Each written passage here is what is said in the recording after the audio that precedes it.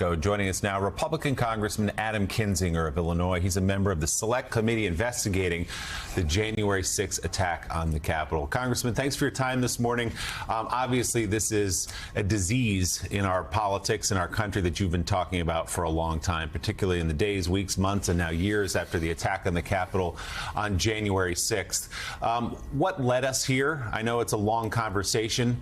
And what would you rather hear from Republicans than jokes about a hammer attack and the attempted murder of an 82-year-old man? Yeah, the cruelty is just, I guess you can raise money on the cruelty, and it's hilarious now. And, you know, Trump Jr. tweeting underwear and a hammer. And, of course, these conspiracies now that are out there that this was actually just a love tryst gone wrong. Look, this is why we have to call this out. I am glad that we are talking about the conspiracy theory, because usually we ignore them and they actually grow online. It's ludicrous. What I'd like to see is just some semblance of humanity. I'd like to see every Republican candidate and elected official say that you condemn this attack. That's really basic. Just say you condemn the attack. But secondarily, recognizing the fact that when you convince people that an election was stolen, when you convince people that there are lizard people that drink babies' blood, I'm not even joking. That's actually what a lot of folks believe. Eventually, you're going to find somebody that acts on that, because frankly, we've been raised in a country to believe that if your government is not representing you, if it's truly tyranny, you're going to have a revolution. Some of these people are convinced this is true tyranny, and it is incumbent on us as leaders to just stand up and say, you can't do this. This is wrong. If you don't do it, by the way, your silence is acquiescing to it. And I think every member of the media, right or left, needs to press every member of Congress and candidate until they answer this question, including Kevin McCarthy, who I think has yet to make a statement. He has condemned the violence here, but once and not in any real specific terms. Congressman, just to your point, the man who perpetrated this attack, who allegedly did, and he confessed in this affidavit yesterday, said he was comparing himself to the founding fathers fighting tyranny, believes he's part of some larger struggle. And as to the conspiracy theories, we want to say again, to get the right information out, the police chief of San Francisco said there's absolutely no evidence Mr. Pelosi knew this man. As a matter of fact, the evidence indicates the exact opposite. That's a quote from the police chief. The larger question here is, why are you the only one? Why is Liz Cheney the only one in moments like this who has the guts to speak out? And by the way, I can't believe we're calling it guts to condemn the hammer attack of an 82-year-old man and the attempted assassination, perhaps if she were home, of Speaker Pelosi. Why is it so hard? We're not even talking about election conspiracies or vaccine conspiracies. This is speaking out against the attempted murder of an elderly man. Why is it so hard for Republicans to do that? Because we're close to an election. And, you know, the new view on the extreme is you don't ever admit defeat. You never back off. You know, when Elon deleted his tweet, which was an insane tweet, you know, everybody's like, oh, you're acquiescing to the left-wing mob. I want to make it clear, too. By the way, Liz and I are not courageous. There's no strength in this. We're just surrounded by cowards. And in complete contrast to cowardism, it looks like courage when it's just your bare duty. Let me say this, though, on the attacker. So some of what you'll see on the kind of conspiracy right is that, well, look, back in 2013, he was a nudist or something, or he was a Bernie or whatever it was. It was something on the left.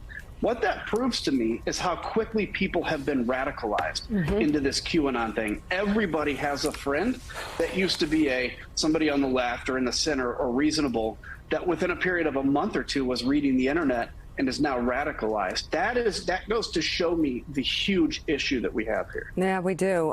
Jonathan Lemire, in your book, The Big Lie, and in your reporting on what happened on January 6th, let's talk about that call that Kevin McCarthy made to President Trump. He called him during the riot, correct? Yeah, that's right. Kevin McCarthy called the White House and asked Trump to call off those rioters because they were extremists and because McCarthy and other lawmakers' lives were in danger. And how was that conversation? Was it just like a normal, like light conversation, or was Kevin concerned? No, the Kevin McCarthy was upset at the time, people who were privy to the call say, and Trump said to him in response, instead of saying he would call off the rioters, instead said, well, they, meaning the mob, cared more about the election results than you do. And why did Kevin McCarthy call President Trump?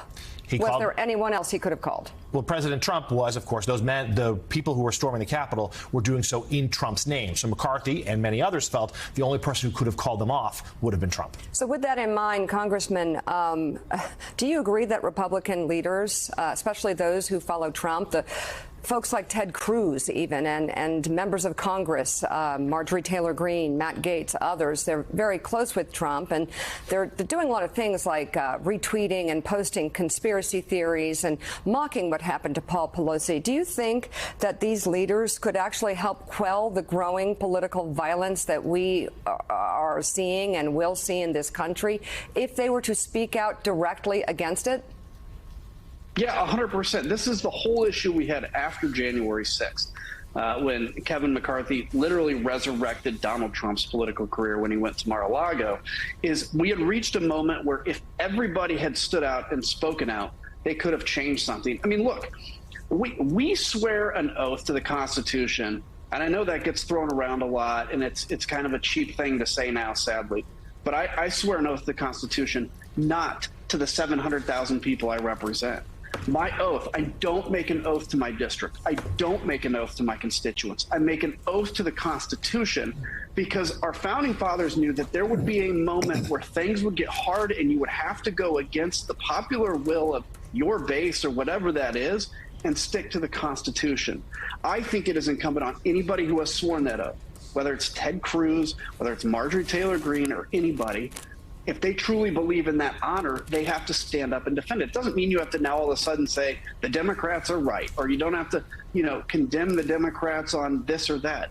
But you cannot be up there stoking violence. You cannot say that an election was stolen when it wasn't, because that is going to encourage out of millions of people in this country somebody to take violent action. And Mika, to the congressman's point, it's not just that Kevin McCarthy went to Mar-a-Lago and resurrected Donald Trump's career. He apologized to Trump for that heated phone call on January 6th. That's weakness in its worst order. Really, truly weak. And called them when no one was looking, and in public, completely different.